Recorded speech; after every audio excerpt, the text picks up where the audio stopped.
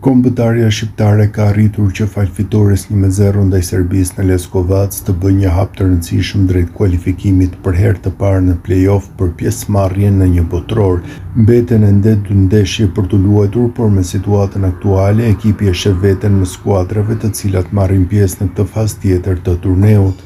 Ashtu siç parashikon rregulloria, në play-off marrin pjesë 12 skuadrat që renditen në vendet e dyta në grupet përkatëse në zonën e Europës, si dhe 4 ekipet në bazë të renditjes së Ligës së Kombeve, të cilat kanë mbetur jashtë 2 vendeve të para në kualifikueset e botrorit. Skuadrat që vijnë nga Liga e Kombeve renditen automatikisht në vazhon e 4 në short, ndërsa 3 vazhot e tjera marrin për bazë renditjen e FIFA-s.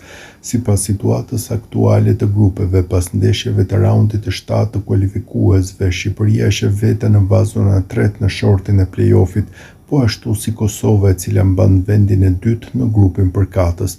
Në short do të krijohen 4 mini grupe ku do të ketë secili nga një sfidë gjysmëfinale, vazo 1 me vazon e 4 dhe vazo e 2 me vazon e 3.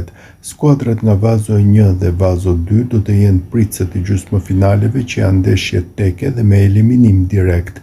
Finalja mes fituesve në çdo mini grup do të zhvillohet në një fushë të përcaktuar me short dhe po ashtu do të jetë me eliminim direkt në ndeshje teke.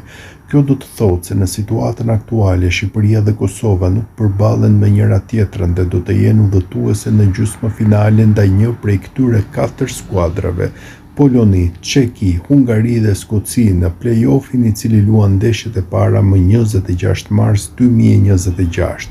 Ndërsa finalet e çdo mini grupi do të luhen më 31 mars 2026 dhe do të përcaktojnë 4 skuadra të cilat do të shkojnë në botrorin 2026.